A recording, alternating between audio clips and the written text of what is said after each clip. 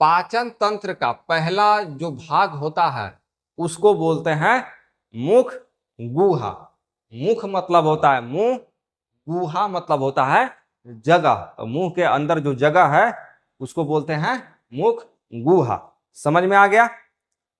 देखिए, मुख गुहा यानी मुंह के अंदर 3 जोड़ी लार ग्रंथि पाया जाता है। कितने जोड़ी पाए जाते हैं? 3 जोड़ी लार ग्रंथि पाए जाते हैं। देखिए, पहला होता है पायरोटिक ग्रंथि, पायरोटिक ग्रंथि, और दूसरा होता है सबलिंगुअल ग्रंथि। कौन सा ग्रंथि? सबलिंगुअल ग्रंथि। और तीसरा ग्रंथि होता है सब मेडिबुलर ग्रंथि। कौन सा ग्रंथि? सब मेडिबुलर ग्रंथि। अब यहां ध्यान से समझिएगा। देखिए, और मुंह के अंदर ये जो ग्रंथि है ये इसको बोलते हैं पायरोटिक ग्रंथि। इसको क्या बोलेंगे? पायरोटिक ग्रंथि। और ये ग्रंथि कान के नजदीक में ही होता है और ये ग्रंथि सबसे बड़ा होता है। क्या होता है? सबसे बड़ा। अगर आपसे क्वेश्चन पूछ दिया जाए कि लार ग्रंथि का सबसे बड़ा ग्रंथि कौन है, तो आप बोलेंगे पायरोटिक ग्रंथि। लार ग्रंथि में सबसे बड़ा ग्रंथि कौन है? पायरोटिक ग्रंथि। ये कहां होता है? तो कान के नजदीक में ही होता है। यहां पे देखिए, और दूसरा ग्रंथि जो होता है उसको क्या बोलते हैं? सबलिंगुअल ग्रंथि। ये यहां पे होता है, जीभ के नीचे होता है। यहां पे देखिए, और तीसरा जो ग्रंथि होता है सब मेडिबुलर ग्रंथि, ये भी यहां होता है। लार ग्रंथि से क्या निकलेगा? लार निकलता है। लार ग्रंथि से क्या निकलता है? लार। और लार में होते हैं 4 टाइप का एंजाइम। कितने टाइप का? 4 टाइप का एंजाइम होते हैं। पहला एंजाइम होता है लाइसोजाइम। पहला एंजाइम कौन सा होता है? लाइसोजाइम। ये क्या करता है? भोजन के साथ आए हुए कीटाणुओं जीवाणुओं को क्या करता है? मारता है। बिना हाथ धोले कभी कभी खाना खा लेते हैं ना, तो भोजन के साथ जो कीटाणु मिल जाता है और वो भोजन मुंह में चला जाता है, तो उसको कौन मारता है? लाइसोजाइम।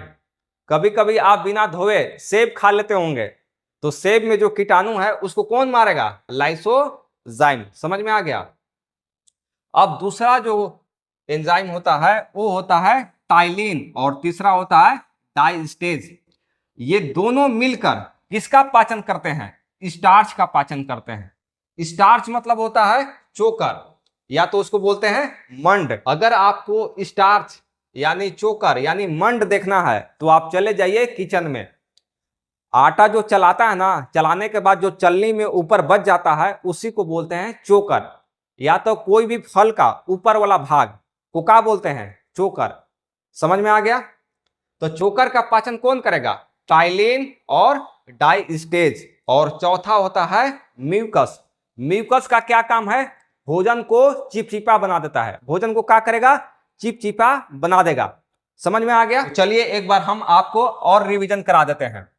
मुख गुहा। मुख गुहा मतलब होता है मुंह। मुंह के अंदर होता है 3 जोड़ी लार ग्रंथि, जिसमें से पहला होता है पायरोटिक ग्रंथि, और दूसरा होता है सबलिंगुअल ग्रंथि, और तीसरा होता है मेडिबुलर ग्रंथि। लार ग्रंथि में से क्या निकलता है? लार। लार में क्या होते हैं? 4 प्रकार का एंजाइम होते हैं। पहला कौन होता है? पहला होता है लाइसोजाइम। लाइसोजाइम का क्या कार्य है? जीवाणुओं को मारता है, भोजन के साथ आए हुए कीटाणुओं को मारता है। दूसरा होता है टाइलिन, और तीसरा होता है डाइस्टेज। ये दोनों मिलकर क्या करेंगे? स्टार्च का पाचन करेंगे। स्टार्च का पाचन करेंगे यानी चोकर का पाचन करेंगे। और चौथा होता है म्यूकस। म्यूकस का क्या कार्य है? म्यूकस का काम है भोजन को चिपचिपा बनाना। यहां तक समझ में आ गया?